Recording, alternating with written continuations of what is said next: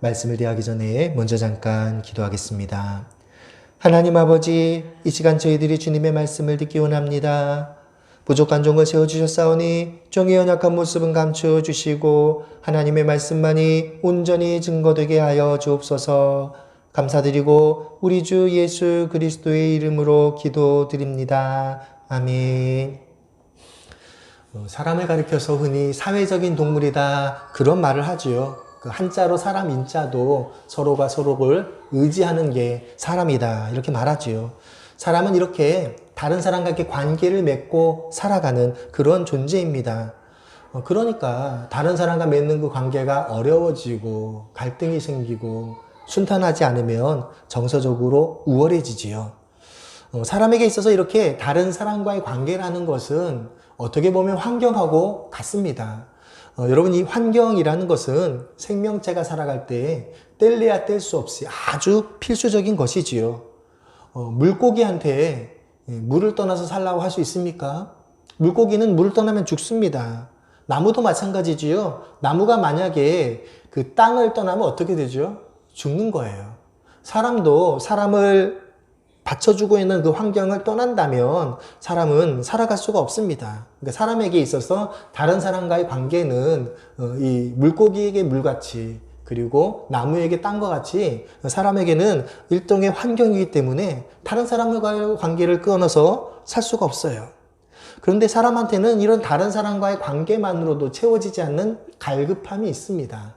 그렇지요? 연예인들 그런 얘기 하잖아요. 팬들이 막 환호하고 그러한 상황에 있으면서도 공허함을 느낀다, 외로움을 느낀다. 그래서 자살하는 그 연예인들이 그렇잖아요. 막 팬들이 좋아하는데도 견디지를 못해요. 그 이유가 뭐냐면 사람은 육체로 된 게 아니라 육체와 영혼으로 되어 있기 때문입니다.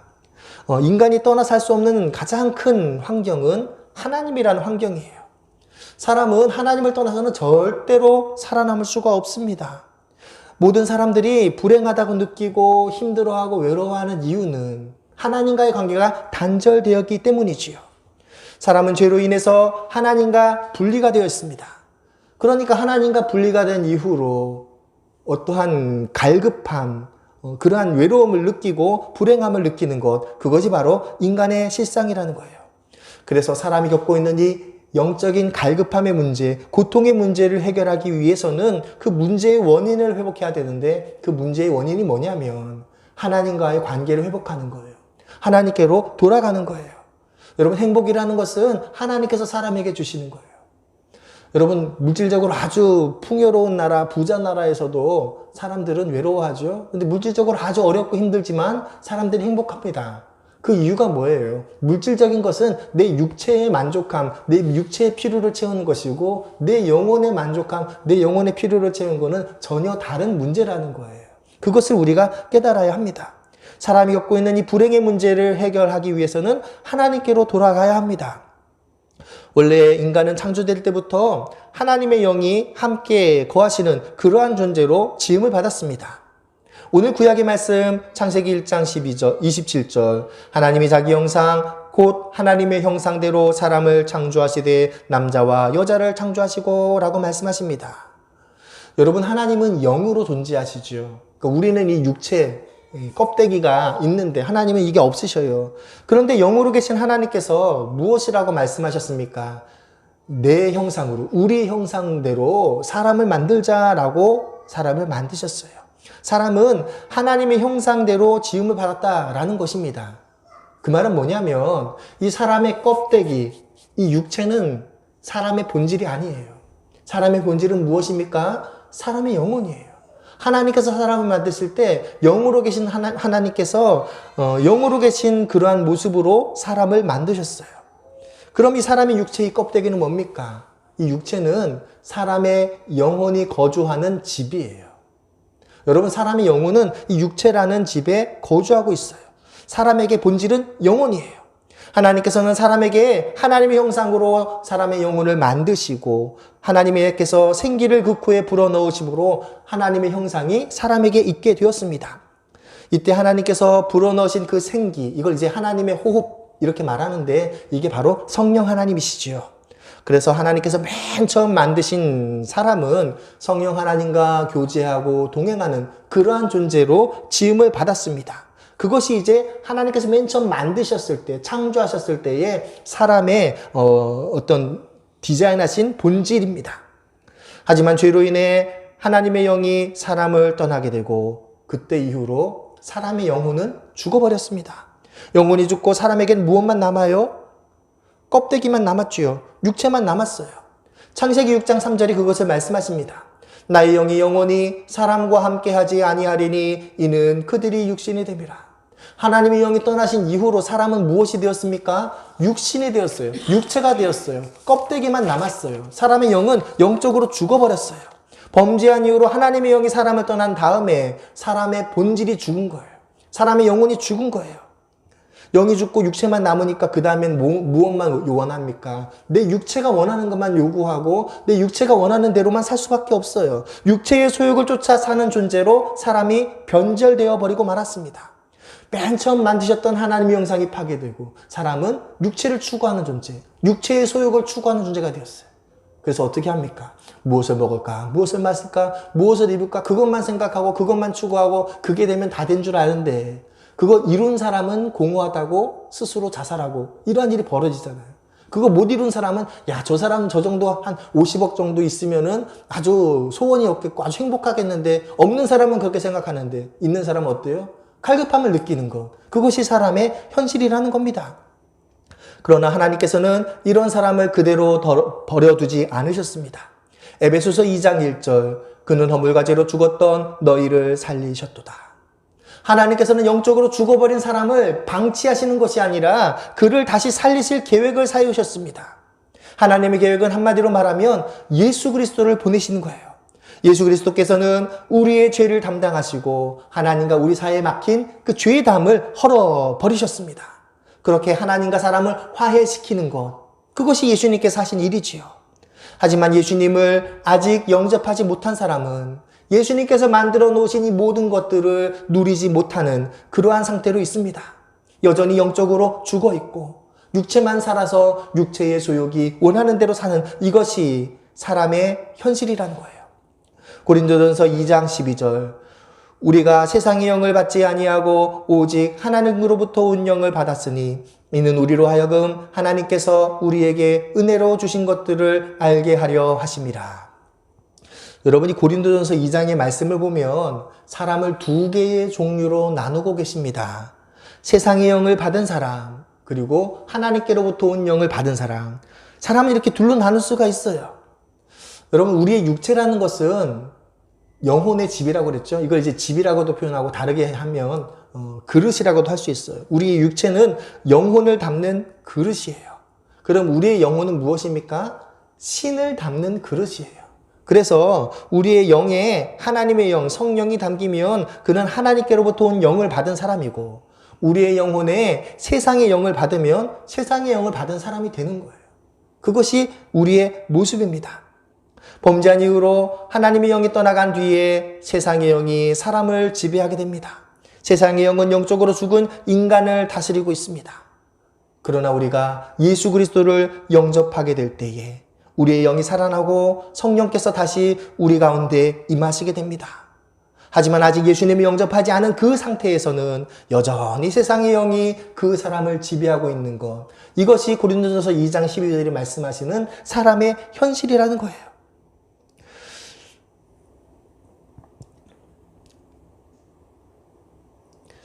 요한계시록 21장 8절 그러나 두려워하는 자들과 믿지 아니하는 자들과 흉악한 자들과 살인자들과 음행하는 자들과 점술가들과 우상 숭배자들과 거짓말하는 모든 자들은 불과 유황으로 타는 못에 던져지리니 이것이 둘째 사망이라. 여러분, 사람이 하나님 앞에 범죄한 이후로 그리고 그 죄를 해결하지 않으면 어떻게 됩니까? 계시록 21장 8절에 정확하게 말씀하시지요. 죄를 해결하지 않으면, 죄 문제를 해결하지 않으면 그 끝은 둘째 사망밖에 없다는 거예요. 시간 이야기라는 말이 있지요. 어떤 문제가 해결되지 않으면 시간을 끌고 시간을 흘려버리면 그 문제가 저절로 해결된다. 뭐 이런 이야기를 하면서 그걸 해결의 방법이라고 이야기를 해요. 그러나 다른 건 그럴지 몰라도 적어도 죄의 문제는 그렇지 않습니다. 여러분, 죄가 한번 생기면 그걸 해결하지 않고 시간을 끄면 어떻게 돼요? 그냥 죄가 그대로 있을 뿐이에요. 그리고 죄가 그대로 있으면 맨 마지막엔 어떻게 됩니까? 그 죄의 대가를, 죄의 저주를 치루어야 하는 거예요. 죄 문제를 해결하기 위해서는 단 한 가지 방법밖에 없습니다. 예수 그리스도의 보혈로 그 죄를 씻는 것밖에 없어요. 죄 문제를 해결하지 않고 그저 시간만 끌고 흘러서 결국 죽게 되면 그 죄값을 치를 수밖에 없습니다. 영원한 고통을 받는 거예요. 계시록 21장 8절에 말씀하시는 것처럼 불과 유황으로 타는 못에 던져지는 둘째 사망을 피할 수가 없다. 이것이 죄의 저주입니다. 그뿐만이 아니라 죄는 계속해서 저주를 가져온다라고 말씀하십니다. 출애굽기 20장 4절 5절 너를 위하여 새긴 우상을 만들지 말고 또 위로 하늘에 있는 것이나 아래로 땅에 있는 것이나 땅 아래 물속에 있는 것에 어떤 형상도 만들지 말며 그것들에게 절하지 말며 그것들을 섬기지 말라. 나 내 하나님 여호와는 질투하는 하나님인즉 나를 미워하는 자의 죄를 갚되 아버지로부터 아들에게로 3, 4대까지 이르게 하거니와.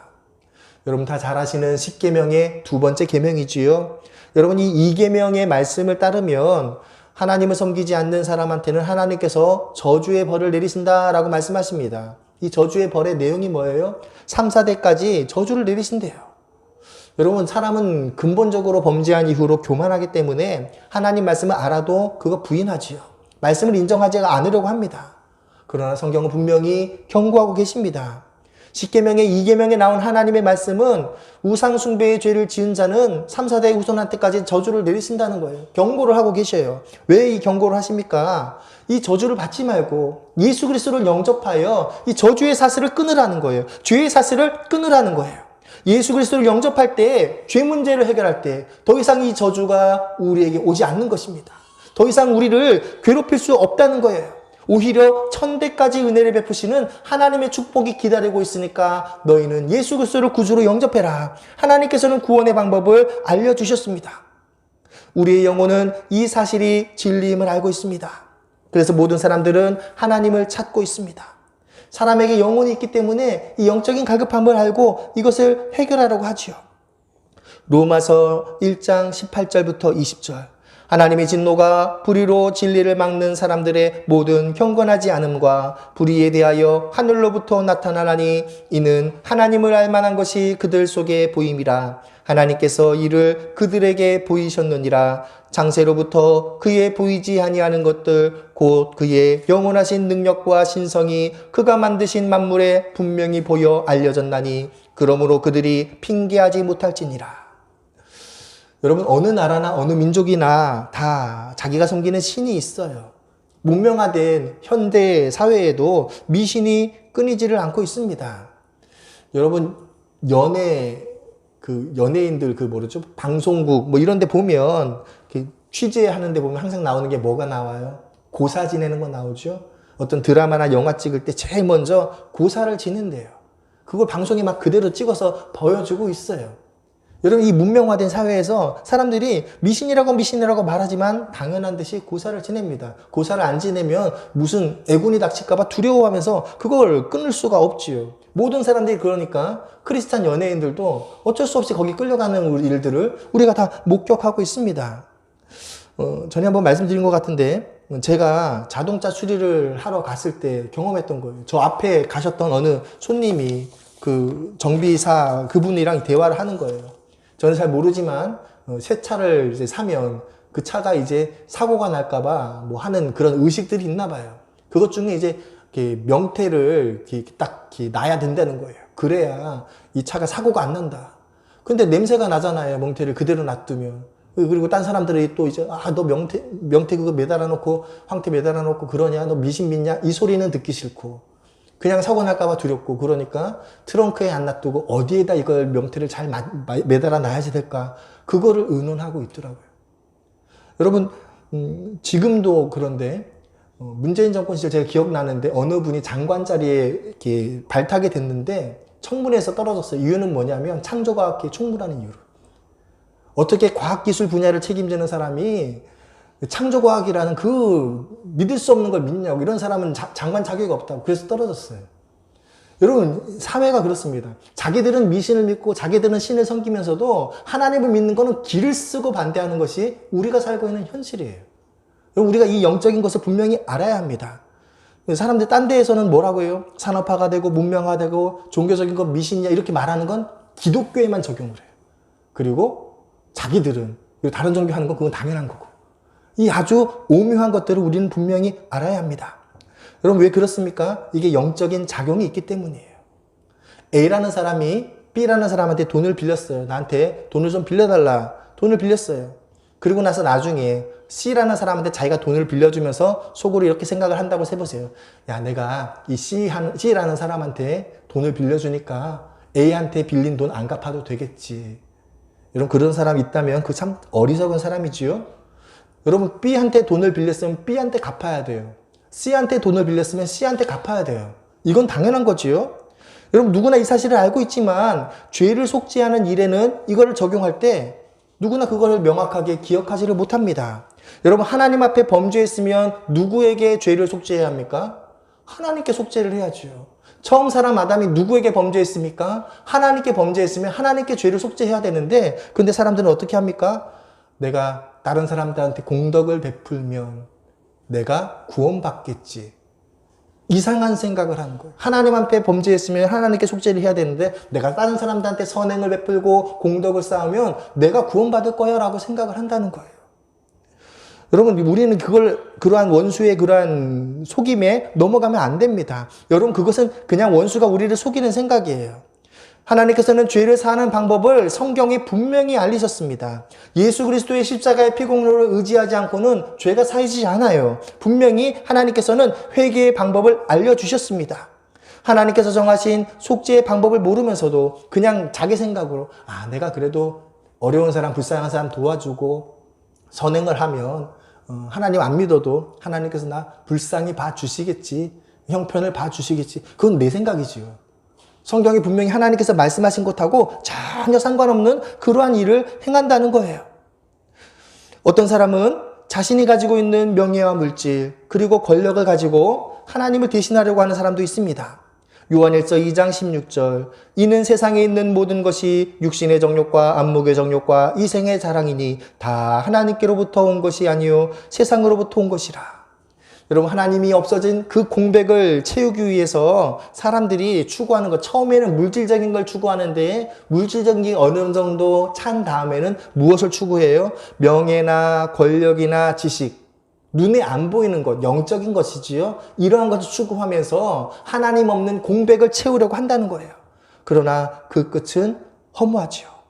여러분 우리는 구원받지 않고서는 하나님을 만나지 않고서는 이 영적인 공백을 메울 수가 없습니다. 하나님을 잃어버린 공백을 메울 수가 없어요. 오늘 신약의 말씀 사도행전 4장 12절에 분명히 말씀하십니다. 다른 이로서는 구원을 받을 수 없나니 천하 사람 중에 구원을 받을 만한 다른 이름을 우리에게 주신 일이 없습니다. 하나님께서는 우리에게 유일한 구원의 방법을 알려주셨습니다. 우리는 그 구원의 방법을 거부하면 안 됩니다. 하나님께서 우리에게 구원을 위해 주신 이름은 오직 예수 그리스도이십니다. 우리는 거듭나지 않고는 하나님을 볼 수가 없습니다. 예수님께서는 거듭남의 비밀을 니고데모와의 대화를 통해 알려주셨습니다. 어느 날 밤 니고데모라는 사람이 예수님께 찾아왔습니다. 어떻게 해야 사람이 구원을 받겠습니까? 어떻게 해야 하나님 나라를 볼 수 있겠습니까? 예수님께서는 거듭나야 한다라고 말했습니다. 여러분 중생이라고도 하죠. 중국어로 한자로는 중생, 우리말로는 이제 거듭난다. 문자 그대로 한 번 태어나고 또 태어나는 거 그게 거듭남인데 여러분 거듭 태어난 사람 봤습니까? 여러분 우리 주위에 한 번 태어나고 다시 태어나는 거 한 번도 본 적이 없지요. 그러니까 니고데모도 한 번도 본 적이 없기 때문에 물어보는 거예요. 중생이라는 그 낱말을 예수님께서 신조어로 창조를 하셨기 때문에 처음 듣는 말인 거예요. 그래서 물어보죠. 아니 사람이 늙으면 어떻게 다시 태어날 수 있습니까? 다시 어머니 뱃속에 들어갔다가 태어나는 거 말하는 겁니까? 그게 어떻게 가능합니까? 이렇게 질문을 하니까 예수님께서 중생의 비밀에 대해 말씀하십니다. 사람이 물과 성령으로 나지 아니하면 하나님의 나라에 들어갈 수 없다. 여러분 물과 성령으로 태어나는 것이 중생이래요. 그러니까 중생이라는 건 어머니 뱃속에서 다시 태어나는 게 중생이 아니라 물과 성령으로 다시 태어나는 것이 중생입니다. 물로 태어나는 것이 물세례, 성령으로 태어나는 것은 성령 세례지요. 물과 성령으로 태어나는 것, 중생, 거듭 태어나야지 하나님의 나라에 들어갈 수 있고 구원을 받을 수가 있다는 것입니다. 로마서 5장 19절, 한 사람이 순종하지 아니함으로 많은 사람이 죄인 된 것 같이 한 사람이 순종하심으로 많은 사람이 의인이 되리라. 예수님께서는 이 중생의 길을 위해서 하나님께서 정하신 모든 십자가의 고난을 감당하셨습니다. 그래서 우리가 구원이라는 것은 멸망받을 수밖에 없는 그 죄에서 해방되는 것이라는 것을 분명히 알아야 합니다. 처음 사람, 아담의 범죄로 모든 사람에게 사망이 왔듯이 둘째 아담 대신 예수 그리스도 한 분의 순종함으로 모든 사람이 생명의 길에 들어서게 된다는 거예요. 처음 사람은 하나님의 금령을 어기고 하나님께 범죄했습니다. 영원하신 하나님은 그 죄를 기억하시고 그 범죄로 인한 피해를 입으셨어요. 하지만 하나님께서는 모든 사람들이 겪고 있는 그 죄의 길레를 벗어날 길을 마련해 주셨습니다. 바로 예수 그리스도 안에 새로운 피조물로 거듭 태어나는 것입니다. 우리가 예수님께 접붙임을 받아서 예수님이 이루신 모든 선한 것들을 내가 누리게 될 때에 나는 구원받고 거듭 태어난 것이 되는 것입니다. 이것은 하나님께서 베푸신 은혜입니다. 성령님께서 우리 마음속에 임하셔서 우리를 조명해 주실 때 이러한 놀라운 일들이 벌어지게 됩니다. 에베소서 2장 2절, 그때 너희는 그 가운데서 행하여 이 세상 풍조를 따르고 공중의 권세 잡은 자를 따랐으니 곧 지금 불순종의 아들들 가운데서 역사하는 영이라. 여러분, 우리가 하나님 아닌 다른 존재를 의지하게 된다면 그것은 전부 다 원수에게 얽매이는 것이 되는 것입니다. 세상에 있는 모든 것들은 전부 원수에게 속한 도구들이기 때문입니다. 우리가 구원받는다는 것은 하나님의 자녀가 되어서 이 땅에서 풍성한 삶을 누리고 내세에서는 천국 보좌에 앉게 되는 것, 그것이 구원의 현상입니다. 에베소서 2장 6절, 또 함께 일으키사 그리스도 예수 안에서 함께 하늘에 앉히시니.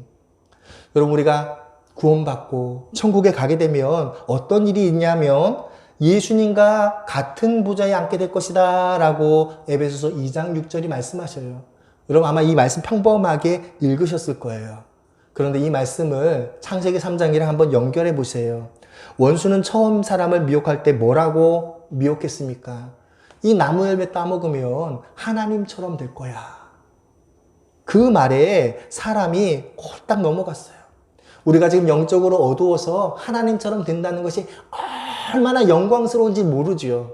그걸 몰라요. 그러니까 아니 그거 왜 따먹어서 이렇게 생각을 하는데 당시 영안이 열려 있었던 아담 하와가 하나님처럼 된다는 말이 홀딱 넘어갔다는 거예요. 그런데 하나님께서는 이 에베소서 2장 6절을 통해 뭐라고 말씀하십니까? 우리가 예수 그리스도를 영접하고 구원을 받게 되면 예수님과 함께 앉게 되겠다. 예수님과 한 보좌에 앉게 하겠다. 하나님처럼 그러한 복을 주시겠다라는 그 이야기를 하고 계시는 거예요. 하나님의 형상대로 지음을 받았고 영안이 열려있던 아담 하와가 바라고 바랬던 바로 그러한 복을 주시겠다고 약속하고 계신 것입니다. 갈라디아서 3장 13, 14절, 그리스도께서 우리를 위하여 저주를 받은 바 되사 율법의 저주에서 우리를 속량하셨으니 기록된 바 나무에 달린 자마다 저주 아래에 있는 자라 하였음이라. 이는 그리스도 예수 안에서 아브라함의 복이 이방인에게 미치게 하고 또 우리로 하여금 믿음으로 말미암아 성령의 약속을 받게 하려 하심이라. 예수님께서는 이러한 영광스러운 축복을 우리에게 주시기 위해서 우리가 받아야 될 고난과 저주를 대신 받으셨습니다. 여러분, 사순절이 무엇입니까? 예수님께서 받으신 고난을 묵상하는 절기예요. 예수님이 왜 고난을 받으셨습니까? 바로 나를 구원하시기 위해서 예수님께서 십자가에서 고난을 받으신 것입니다. 예수님이 당하신 그 고난은 우리의 구원을 위해 받으신 고난입니다. 우리가 예수님께서 이루신 그 구원의 역사를 기억하고 그 역사 가운데 들어가기 위해 예수 그리스도를 나의 주로 믿고 내 마음에 모실 때에 우리가 구원을 받게 될 것입니다. 에베소서 2장 7절, 이는 그리스도 예수 안에서 우리에게 자비하심으로써 그 은혜의 지극히 풍성함을 오는 여러 세대에 나타내려 하심이라. 하나님께서는 성도들에게 은혜를 베푸십니다. 나를 사랑하고 내 계명을 지키는 자에게 천재까지 은혜를 베푸신다 말씀하십니다. 하나님께서 사랑하시는 자에게 주시는 그 은혜를 한량없는 은혜 이렇게 말하죠. 그 은혜를 아는 사람들은 그 은혜를 기억하고 기뻐하고 감사해야 할 것입니다. 구원은 하나님께서 주시는 선물입니다. 너희는 그 은혜에 의하여 믿음으로 말미암아 구원을 받았으니 이것은 너희에게서 난 것이 아니요 하나님의 선물이라. 행위에서 난 것이 아니니 이는 누구든지 자랑하지 못하게 함이니라 말씀하십니다. 여러분, 구원은 내가 애를 쓰고 노력해서 공로를 쌓아서 이루는 게 아니라 하나님의 선물이기 때문에 하나님께로부터 그냥 감사함으로 받으면 되는 거예요. 막 공로를 쌓기 위해 애를 쓸 필요가 없습니다. 하나님은 우리에게 구원받을 길을 마련해 주셨습니다. 그것은 바로 예수 그리스도를 이 땅에 보내신 것입니다. 요한복음 1장 12절 말씀이 육신이 되어 우리 가운데 거하심에 우리가 그의 영광을 보니 아버지의 독생자의 영광이요 은혜와 진리가 충만하더라. 말씀이 육신이 되신 하나님께서 바로 예수 그리스도이십니다. 그 예수 그리스도를 영접하는 것이 하나님을 만나는 것입니다. 여러분, 영접이 무엇입니까? 그 이름을 믿는 게 영접이다라고 요한복음 1장 12절이 말씀하십니다. 이렇게 영접하는 사람, 그 이름을 믿는 사람에게는 하나님의 자녀가 되는 권세를 주시겠다 약속하셨습니다. 예수님을 믿는 것이 예수님을 영접하는 것이고 예수님을 영접하는 것이 예수님이 하나님의 자녀가 되는 것입니다. 예수님을 영접하는 순간 성령 하나님께서 우리의 영에 부어지게 됩니다. 예수님께서는 내가 아버지께 구하겠으니 그가 또 다른 보혜사를 너희에게 주사 영원토록 너희와 함께 있게 하시리라 약속해 주셨습니다. 여러분, 보혜사 성령님께서 우리 가운데 오시면 모든 것을 가르치시고 예수님께서 우리에게 말씀하신 모든 말씀들을 기억나게 하시고 생각나게 하실 거예요.